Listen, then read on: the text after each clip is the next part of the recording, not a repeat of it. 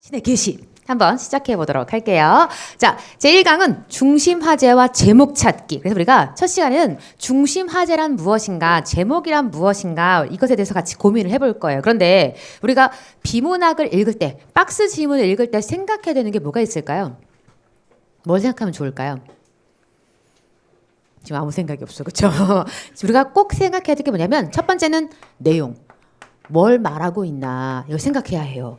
두 번째는 우리가 말하고자 하는 내용을 똑같은 방법으로 말하지 않죠. 어떤 사람은 A의 방법을 사용할 수도 있고 어떤 사람은 B의 방법을 사용할 수도 있어. 그러니까 이 사람이 어떤 형식을 가지고 말하고 있는지 생각을 해봐야 해요.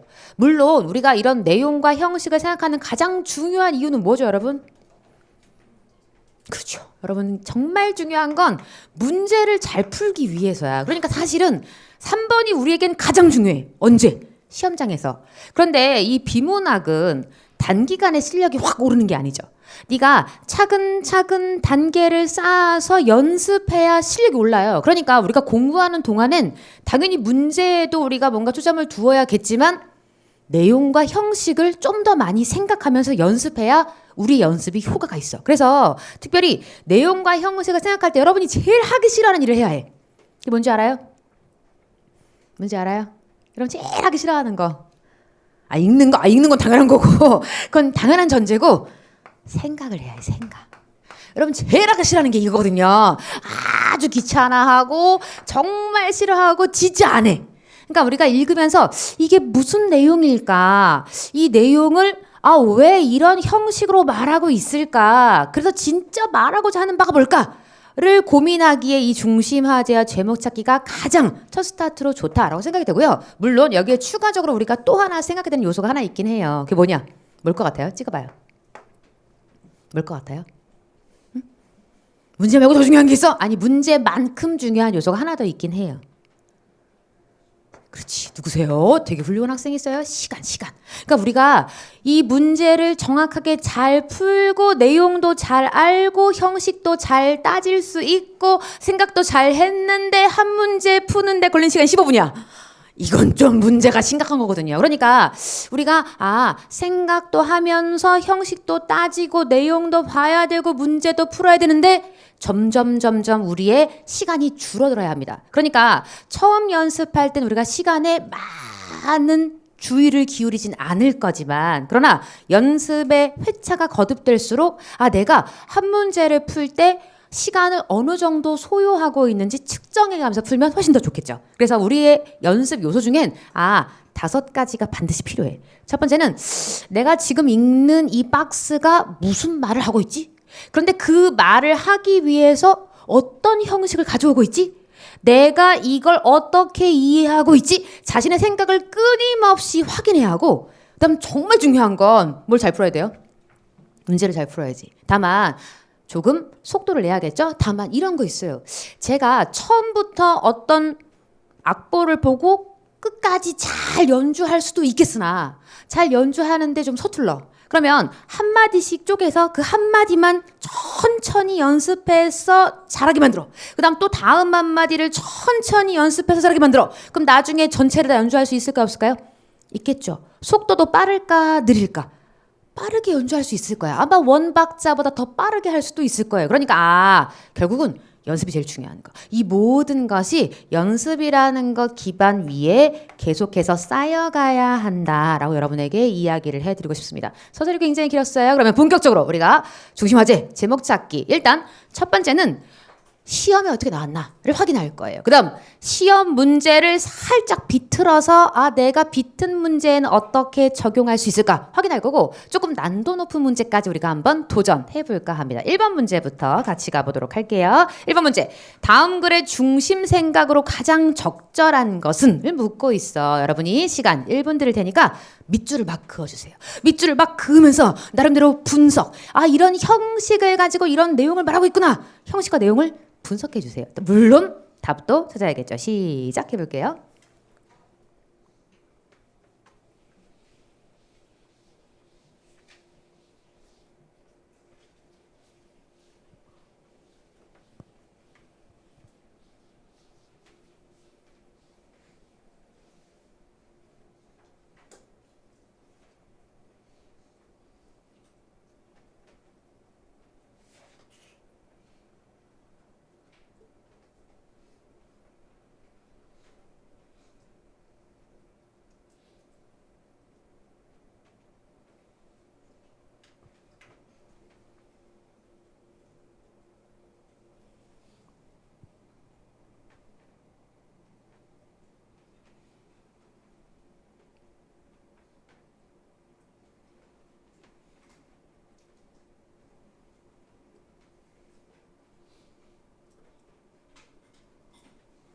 자, 함께해요, 여러분. 다음 글의 중심 생각으로 가장 적절한 게 뭐겠니? 라고 우리한테 물었어요. 그러니까 사실 적절하지 않은 것은 이래버리면 우리가 선택지를 먼저 보는 게 좋거든요. 그런데 적절한 것, 원픽이야. 하나만 뭔가 뽑아줘야 해. 그럴 땐 사실 선택지를 안 보는 것도 도움이 될 수가 있어요. 이 경우는 제가 선택지 안 보고 한번 문제를 풀어보도록 하죠. 우리한테 중심 생각, 진짜 이 글을 쓴 사람이 하고 싶은 말이 뭐겠니? 이거 묻고 있어. 가볼게요. 읽는 문화의 실종. 그것이 바로 현대사회의 특징이다.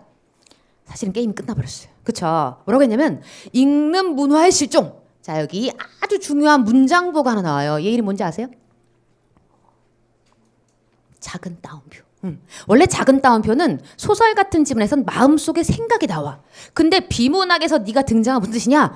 이 낱말을 강조하겠어 라는 뜻이야. 그러니까 지금 강조하고 싶은 말이 읽는 문화가 있고 또 강조하고 싶은 말이 또 있어요. 찾아줘요. 시작. 보는 문화. 그치? 그러니까 이 사람은 읽는 문화, 보는 문화를 얘기하고 싶은 거야. 그래 놓고 읽는 문화의 그 다음 낱말이 중요하죠. 뭐라 그랬게? 실종이 뭐예요? 우린 보통 실종이란 말도 이런 말을 붙인다? 뭐라고 하죠? 실종? 뒤에 붙여봐봐. 실종? 실종해원이란 말은 안 쓸 거 아니에요. 실종 사건. 들어봤어요? 실종됐다는 건 좋은 상황이야? 나쁜 상황이야? 나쁜 상황이지. 그러니까 실종됐다는 건 사건이란 말을 붙일 만큼 네가 좋지 않다는 뜻을 이미 가지고 있어. 그러니까 읽는 문화가 사라졌어. 그것이 현대사회의 특징이다. 와, 우리 속이려고 특징이란 말로 모호하게 만든 거지. 여러분이 다른 말로 바꿔줘요. 읽는 문화가 사라졌어. 그것이 뭐다? 그렇지, 문제다. 문제다. 지금 이 얘기를 하고 싶은 거지. 원래 열심히 뭐 해야 마땅해? 여러분 뭐 해야 마땅해요?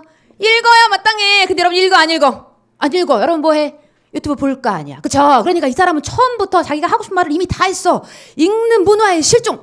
읽는 문화가 사라졌어. 읽는 문화 자체는 긍정이지. 제가 삼각형한 이유는 네가 세모, 부정적인 의미를 가지고 있어서. 그러니까 그것이 사라진 것, 이것은 문제다 라고 이 사람 첫 문장에서 이미 게임 오버. 이 얘기를 쭉 설명하겠지. 그럼 계속 가볼게요.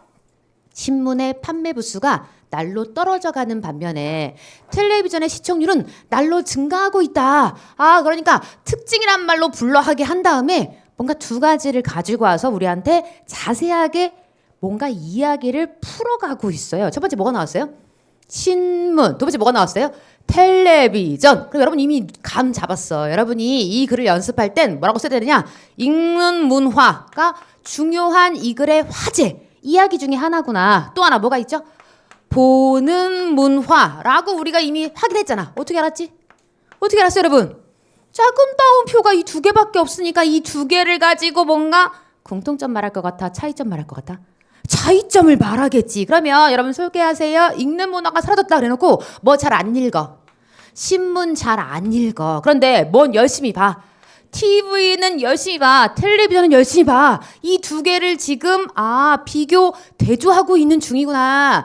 깨알 같은 글로 구성된 20쪽 이상의 책보다 그림과 여백이 압도적으로 많이 들어간 만화책 같은 것이 늘어나고 있다. 또 나왔다. 찾아요. 뭐하고 뭐? 책. 또 뭐 나왔어요? 만화책. 그치? 여기다 뭐 써야 해? 책이라 쓰고 여기다 뭐라고 써야 해요?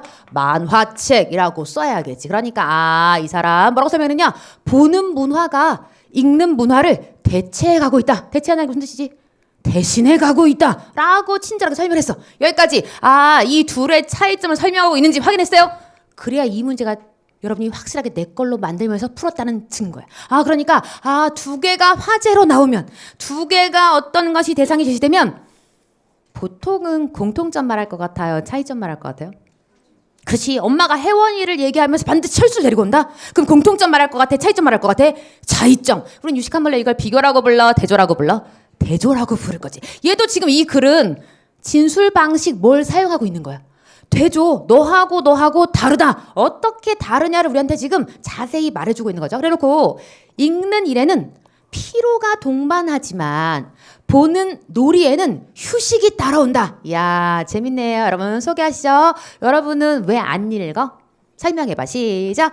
피곤하기 때문에. 근데 왜 열심히 보는구나? 보는 건 뭐야? 놀이야. 넌 뭘 가져온대? 휴식을 가져온대. 그러면 이 앞에다가 여기 안 나왔으니까 여러분이 말해줘요. 그러니까 우리는 보는 걸 뭐라고 생각하는 거구나? 일이라고 생각하, 노동이라고 생각하나 봐. 그러니까 얘는 일이니까 피곤해. 근데 얘는 노는 거니까 즐거워. 아, 지금 이렇게 얘기를 하고 있는 거구나. 그러니 일을 저버리고 놀이만 좇는 문화가 범람하고 있지 않은가? 아, 우리가 찾아낸 그 말이 바로 나와. 그러니까 우리가 일을 저버리고 놀이만 쫓아가는 문화가 범람하고 있지 않은가? 무슨 문화가 넘쳐나고 있다?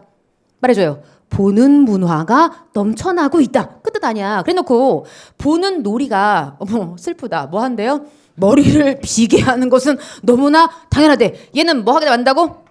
머리를 텅텅텅텅 텅텅텅텅 소리나게 만든다 이거야. 그러면 마지막 읽는 일이 장려되지 않는 한 우리 사회는 생각 없는 사회로 치닫을 수밖에 없다. 여러분 소개하시죠. 머리가 텅텅 비었다는 게 무슨 뜻이야?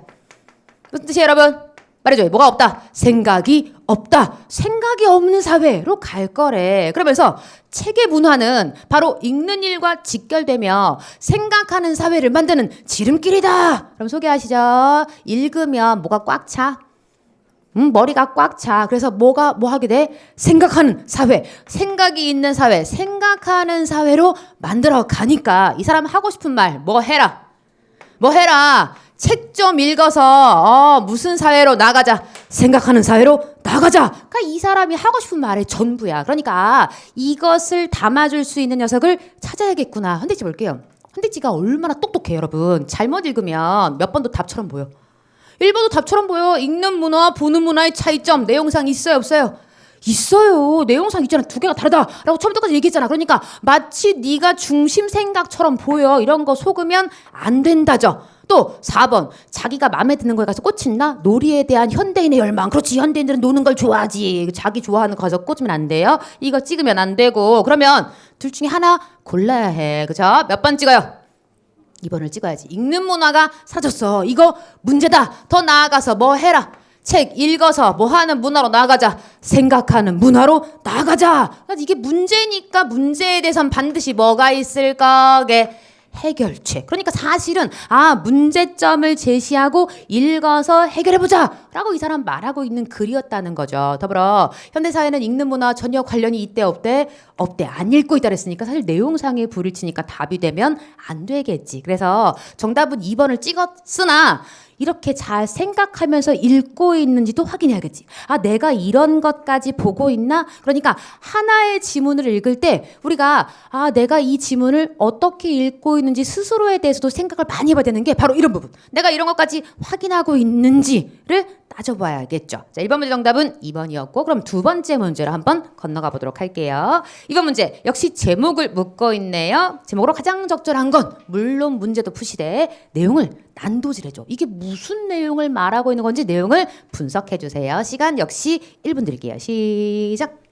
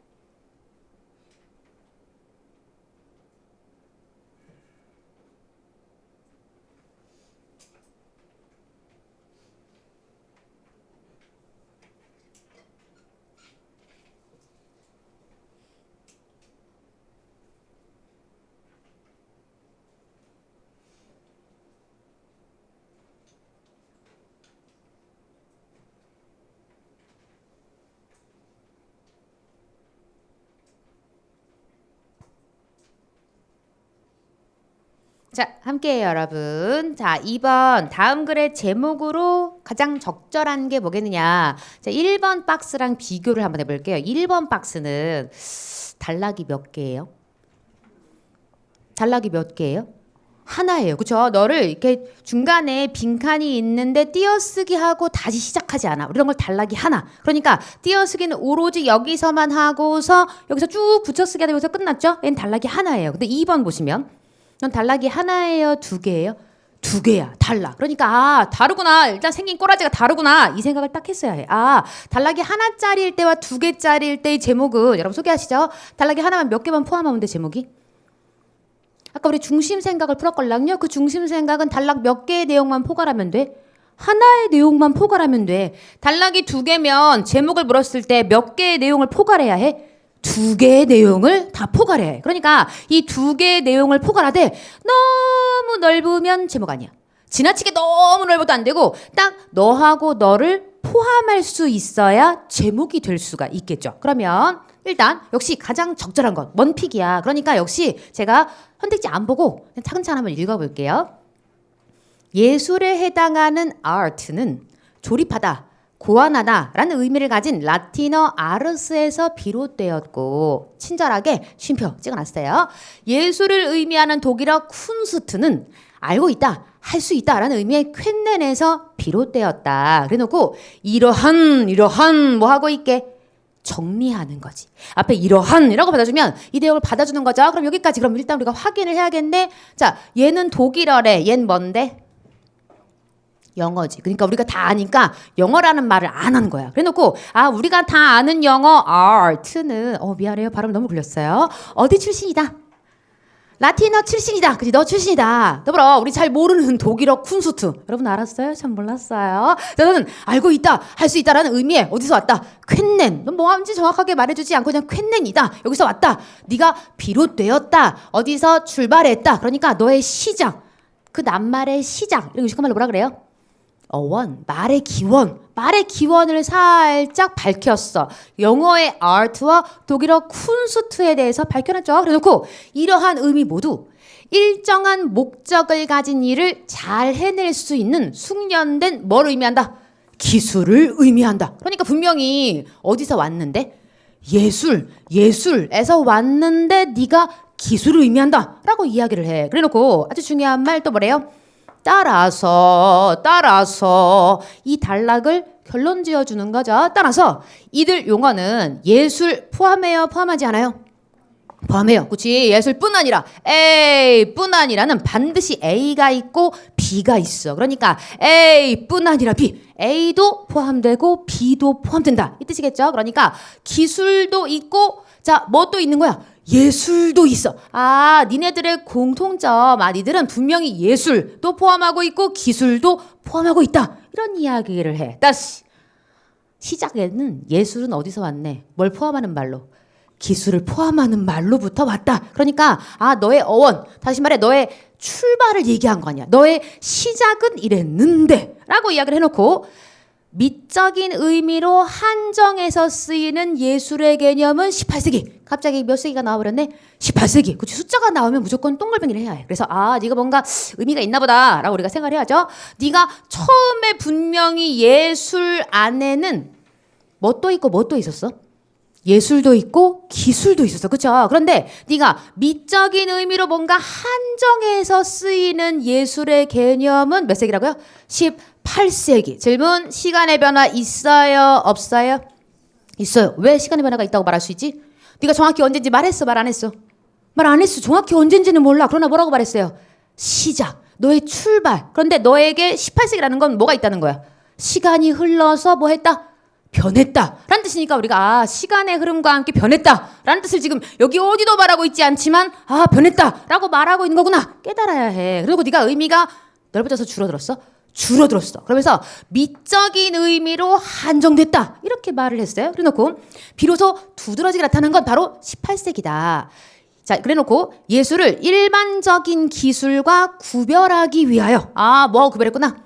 일반적인 기술. 그러니까 여기에 뭐라고 써야 해? 기술이라고 써야 되고 여기 뭐라고 써야 해? 미적인 의미. 그치? 미적인 의미의 한정. 이걸 두 개를 구별하기 위해서 뭐라고 불렀대? 미적 기술이라고 불렀대. 그러니까 미적인 의미로 한정해서 부른 너를 미적 기술이라고 지금 이야기를 하고 있는 거네. 자, 이라고 하는 표현이 사용되었다. 생활에 유용한 것을 만들기 위한 실용적인 기술과 구별되는 좁은 의미의 예술. 다시 이 기술에 뭐가 포함되는구나. 생활에 유용한 것을 만들기 위한 실용적인 기술과 구별되는 어떤 의미의 예술? 좁은 의미의 예술은 조형예술에 국한되기도 하지만 일반적으로 조형예술 이외에 음악, 문예, 연극, 무용 등을 포함한 미적 가치의 실현을 본래의 목적으로 하는 기술을 가리키는 것으로 이해된다. 여러분이 이 미적 기술에 대해 설명해줘요. 시작. 소개하세요. 시작. 누구를 포함하기도 하지만 조형예술에 한정되기도 하지만 누구누구 이거 이외 음악, 문예, 연극, 무용 등을 포함한 미적 가치의 실현을 본래의 목적으로 하는 기술. 힘들어.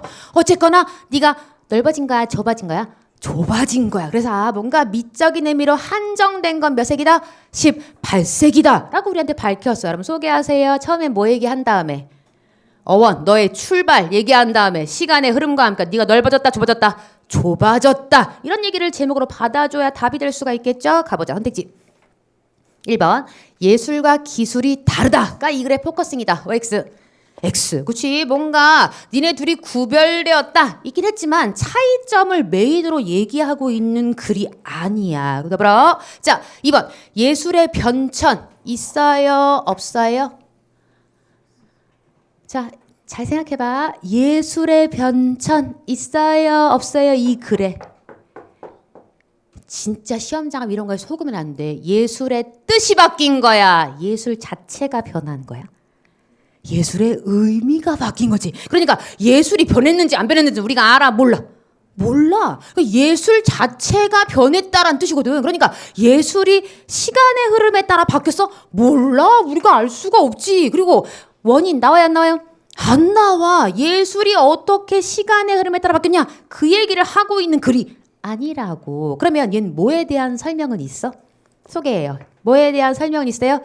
예술이라는 낱말의 의미가 뭐 했다? 바뀌었다. 그러니까 이렇게 말한 거야.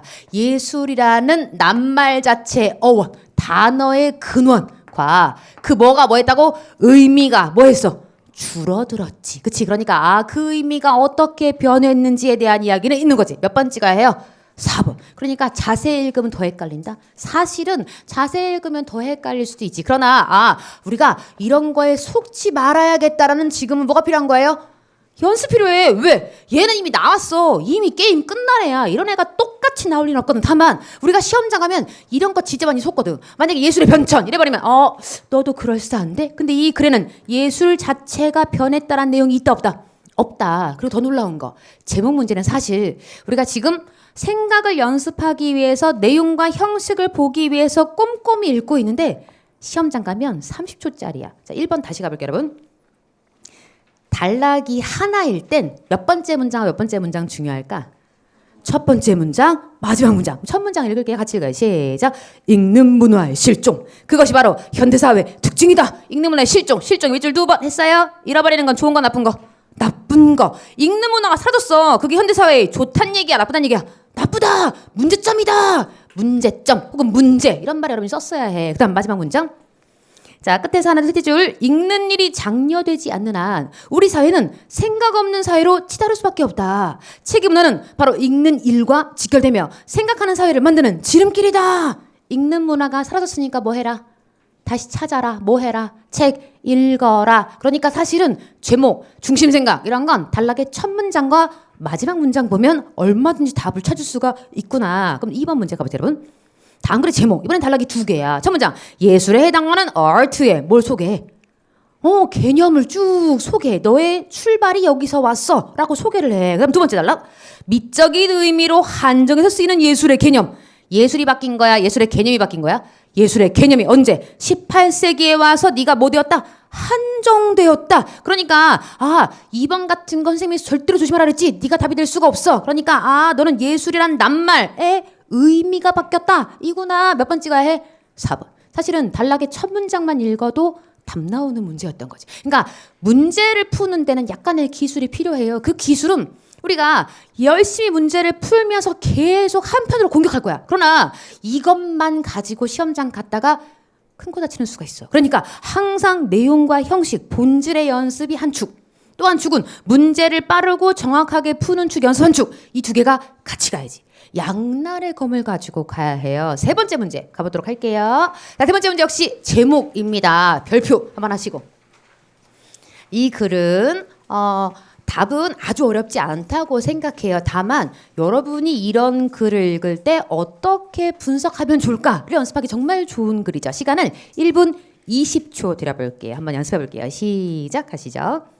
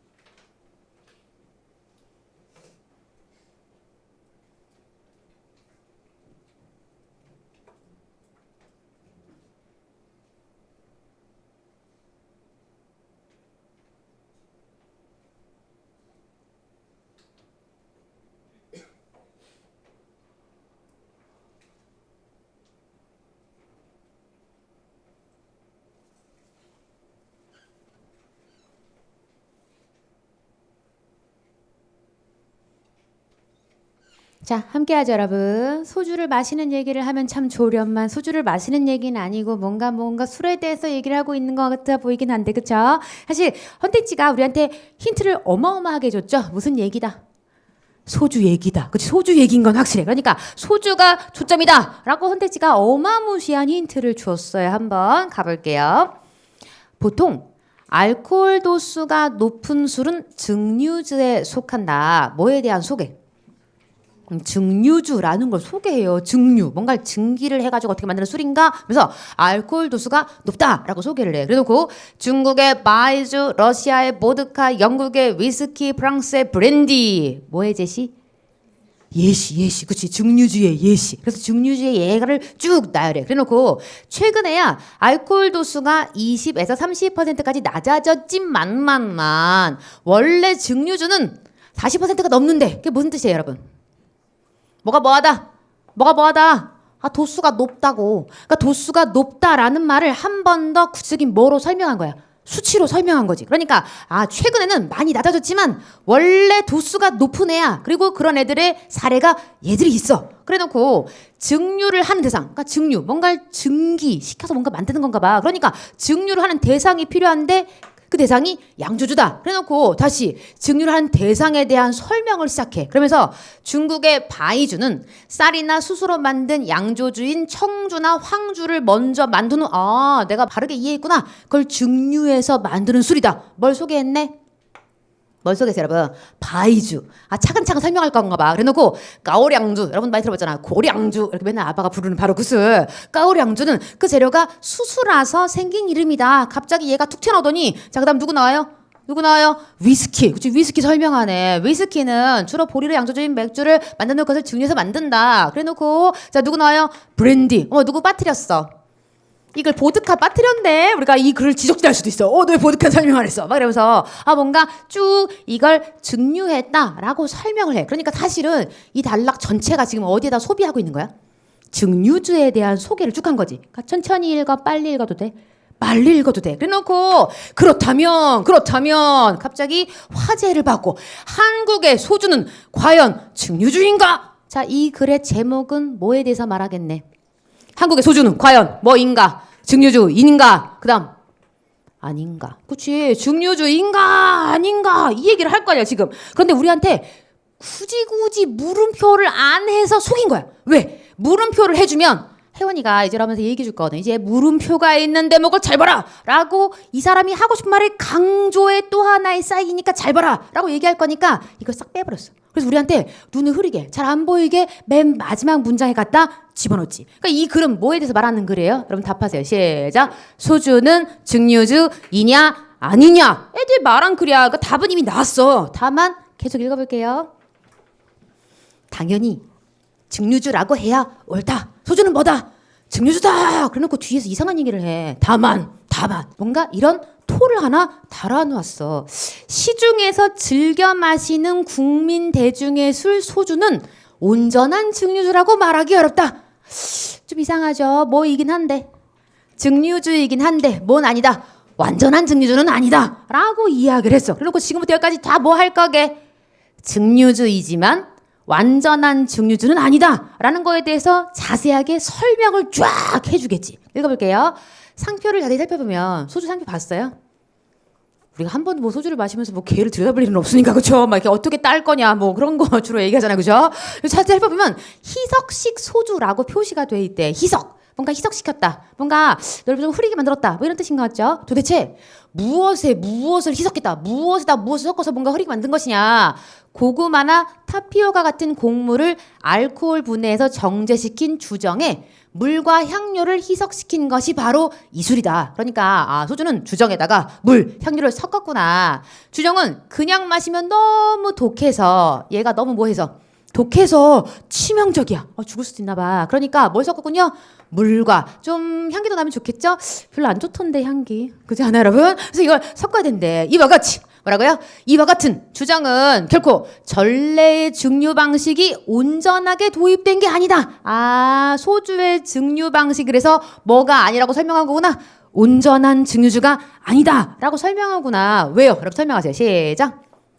희석시켰어. 그러니까 얘는 온전하게 증류한 게 아니라 얘는 좀 뭔가 이렇게 섞었어. 완전하게 증류해서 끝 이게 아니라 섞었기 때문에 온전한 증류주가 아니다. 이런 말을 한 거구나. 미술인 양조주를 굳이 만들지 않고 발효균을 원료에 넣어서 기계에서 연소로 증류시켜 만드는데 당연히 양조주가 지닌 원래의 독특한 향기도 주정에는 없다. 라고 마지막 역시 상수라고 끝났어. 그러니까 이 글은 처음부터 끝까지 자기가 문제를 제기했잖아. 다시 앞달라고 가볼게요. 뭐라고 문제를 제기했죠?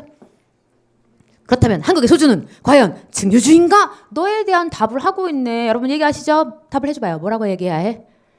증류주인데 완전한 증류주는 아니다 라고 답을 해줘야 될 거 아니야. 그럼 그걸 포함할 수 있는 답을 찾으면 되겠지. 그럼 1번 가요. 소주의 유래. 형광펜 유래가 뭐예요?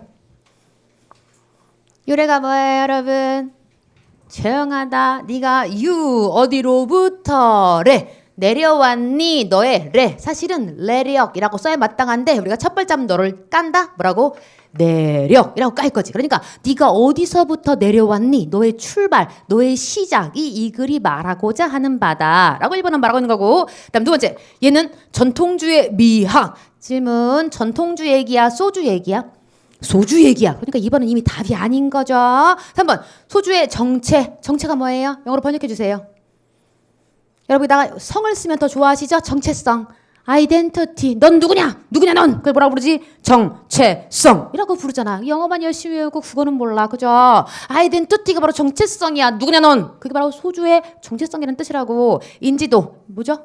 사람들이 많이 아냐 조금 아냐 아는 정도 알려진 정도가 인지도 아냐. 소주와 청주 얘기에 대해 설명해 보세요. 모르겠는데 지나갔어? 우리가 이렇게 생각할 수 있지. 그치? 몇 번 찍어야 돼요? 누구냐 소주는. 그치? 소주는 뭐이냐 뭐 아니냐. 증류주이냐 아니냐. 몇 번 찍어야 해? 3번 찍어야지. 그러니까 이 글 역시 달랑 몇 개? 2개. 다시 읽어 여러분. 다시 올라가서 다시 읽어. 시험장 갔어. 시간이 15초 남았어. 찍어야 돼. 첫 문장. 알코올 도수가 높은 술은 증류주에 속한다. 첫 단락의 마지막 문장. 자, 브랜디는 포도를 원료로 만든 와인을 술이다. 그렇다면 한국의 소주는 과연 증류주인가? 얘가 포인트구나. 이걸 잡아내고 다음 문장. 당연히 증류주라고 해야 옳다. 여기까지 읽으라는데 다만 네가 보여. 다만 온전한 증류주라고 말하기는 어렵다. 마지막 문장 읽어봐야 영향가 없음. 확인한 다음에 다 몇 번 찍어야 해? 3번을 찍어야지. 그치? 그러니까 우리는 제목은 반드시 첫 번째 단락과 두 번째 단락을 다 같이 확인해야 하는구나. 단락이 2개일 때는 반드시 2단락을 다 확인해서 답을 써야겠구나. 다만 지금 우리는 답만 찾는 게 문제가 아니라고. 그죠? 우리는 진짜 시험장 갔을 때 내가 내용을 확인하고 형식을 볼 수 있는가? 이 눈을 동시에 기르고 있다고. 자, 4번 문제 또 가보도록 할게요. 길어. 길어. 많이 길어. 자, 숨 마시고 시간 1분 40초 드릴게요. 시작.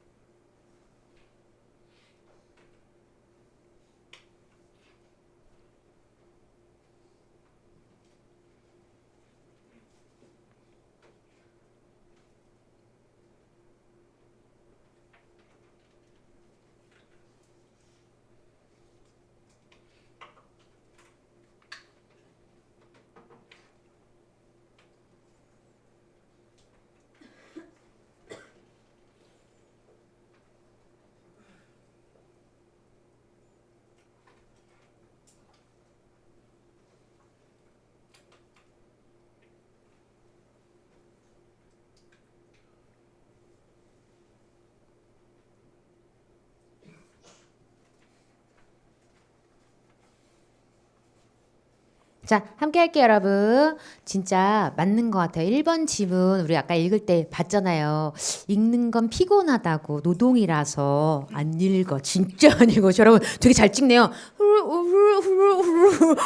한 7줄 읽더니 답을 훅 찍으시네. 우와, 대박이에요, 여러분. 잘했어요. 시험장 가서도 꼭 그렇게 해서 정답을 맞춰주기 바라요, 여러분. 근데 여러분은 일단 지금 연습해야 되니까 일단 좀 읽어볼게요, 여러분. 역시 제목을 묻고 있어. 제목 적절한 거 가봅시다. 21세기 지식 문화 사회의 핵심 역량은 디지털 미디어에 기반한 커뮤니케이션 능력이다. 중요한 낱말 좀 읽어봐요. 시작. 커뮤니케이션 능력. 이 사람 커뮤니케이션에 대해서 말하고 있구나. 물론 우리가 알아. 21세기는 디지털 미디어가 뭔가 굉장히 중요하다는 걸 알지. 근데 커뮤니케이션의 역량 되게 중요하다. 이런 얘기를 해요. 그래놓고 디지털 기술이 하루가 다르게 진화하는 가운데 삶의 질을 높이는 콘텐츠는 커뮤니케이션 능력을 바탕으로 창조, 교환된다. 그러니까 디지털 기술이 아무리 발전돼도 뭐가 필요하다.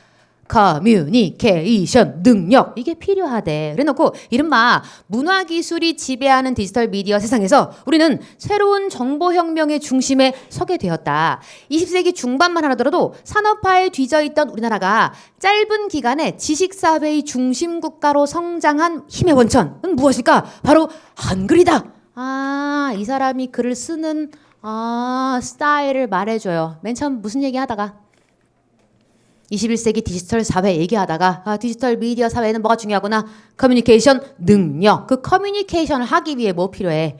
한글 필요하잖아. 그러니까 한글 얘기를 하겠다. 그래서 범위를 줄였어? 늘렸어? 줄였어. 그치? 한글로 확 줄어들었어요. 그래놓고 한글의 강점은 그럼 이 단락은 굉장히 빨리 읽어야겠지? 지금부터 뭐 설명할 거니까 한글의 강점. 우선 다른 말로 바꿔요. 시작. 첫째란 얘기지. 그러면 강점이 첫째도 있고 둘째도 있고 막 나오나 봐. 그러니까 여기는 빨리 읽어도 괜찮겠지. 한번 읽어나 볼게요. 한글의 강점은 우선 첫 번째, 배우기 쉬운 문자체계라는 점이다. 우리나라가 근대산업화 국가로 단기간에 진입할 수 있던 것은 한글 보급책 문맥 대체에 따라 정보 대중화 빠른 속도로 진행된 덕분인데 세종대 후미자음 창제 선언문에서 모든 백성이 쉽게 배워 날마다 쓰는데 편하게 하고자 한다. 그 밝힌 의도에 걸맞게 한글은 정보 대중화에 아주 적당한 뭐하기 뭐한 뭐다. 배우기 쉬운 문자체계다. 아 그러니까 얘는 뻔한 얘기한 거야. 이 얘기를 쭉 길게 역시 여러분 피곤하게 만들려고 설명을 한 거구나. 넘어가야 되겠네. 가봅시다. 유네스코가 문맹 퇴치 공로상을 세종대왕상으로 정한 것은 우리나라의 비약적인 정보 대중화가 한글에 크게 힘입었다는 것을 인정한 자연스러운 결과이다. 우리 잠깐 무슨 상 얘기를 살짝 해서 우리 정신 사납게 했어. 그래놓고 우린 계속 가야지. 뭐 하다 왔지 지금? 한글의 장점. 첫 번째가 뭐였죠? 배우기 쉽다. 그럼 두 번째 장점 뭐래요?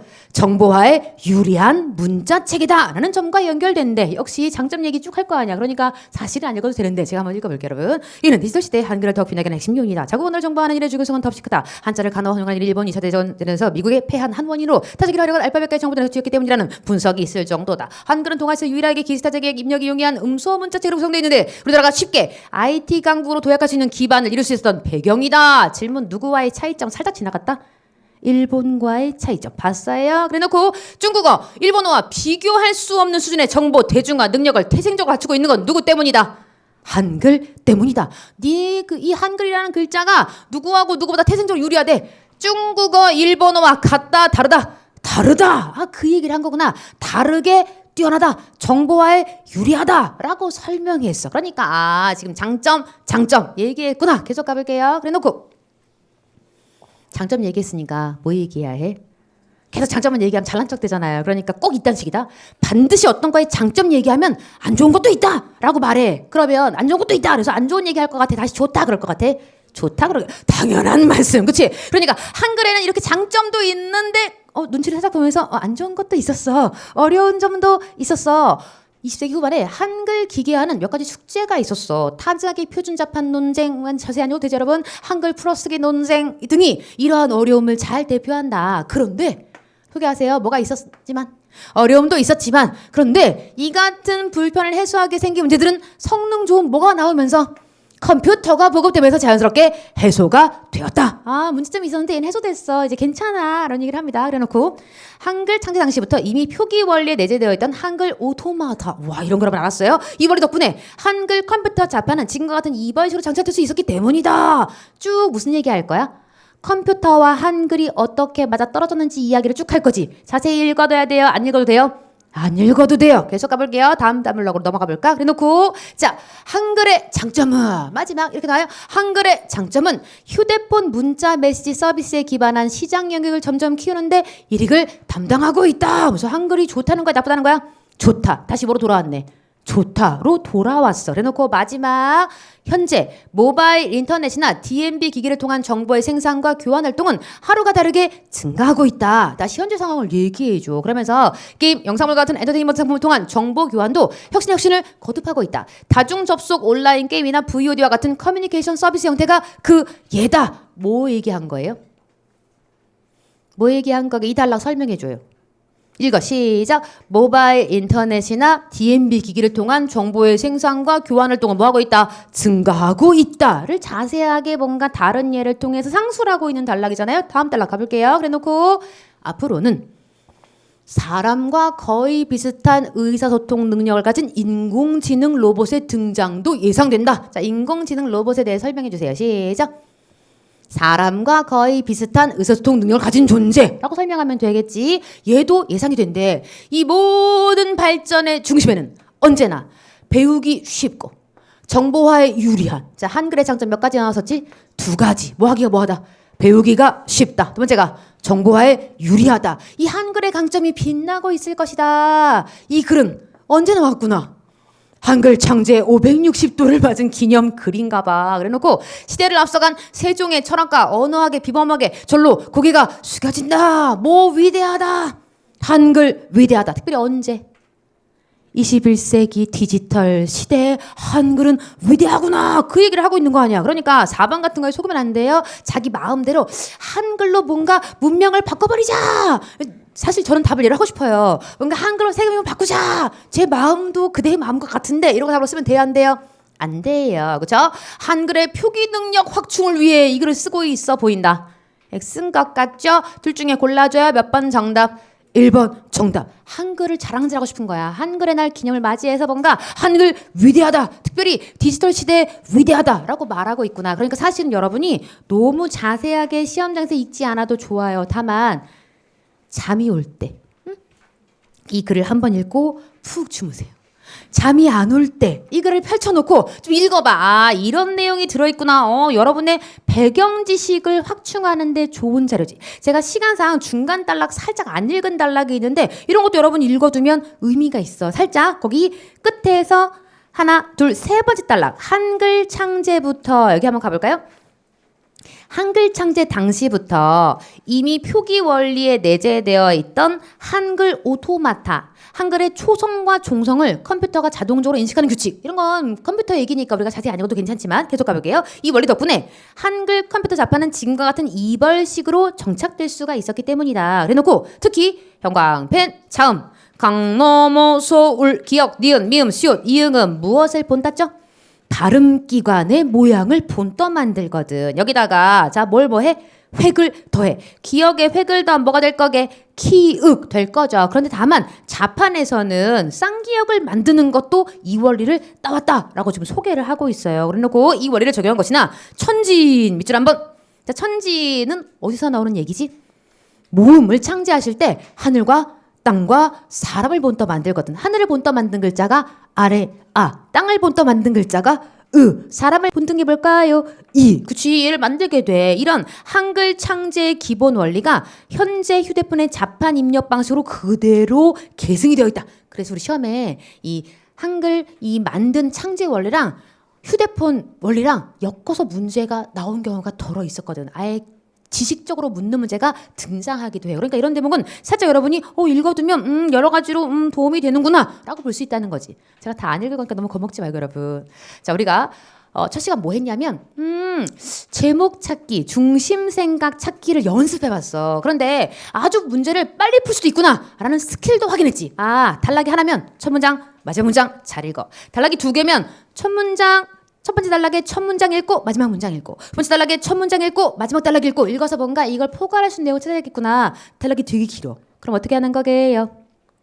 첫 단락, 마지막 단락이지. 사실은 이 글은 첫 단락, 마지막 단락 보고서 답 찾을 수 있었지롱. 그러나 여러분들이 혼자는 안 읽으실까봐 제가 중간에 조금 같이 한번 읽었어요. 그랬더니 맨 처음에 디지털 시대 커뮤니케이션 능력으로부터 한글을 뽑아오고 다시 한글의 장점. 그런데 한글에는 뭔가 어려운 점도 있었어. 네가 디지털 시대를 맞아서 문제점도 있었어. 그런데 여전히 한글 위대해라고 마지막에 이야기하고 끝났구나. 이런 글의 흐름을 읽는 능력. 왜? 사람들이 말을 풀어가는 방식이 되게 다양할 것 같아요. 몇 개 정해져 있을 것 같아요? 몇 개 정해져 있어. 내용만 바뀔 뿐이지. 그러니까 이런 형식 우리가 익혀놓으면 다른 어떤 화제를 이야기해도 비슷할 거라고. 여러분 생각해봐요. 가령 한글 명곡 여러분 생각에 좀 위대한 거 뭐 있어요?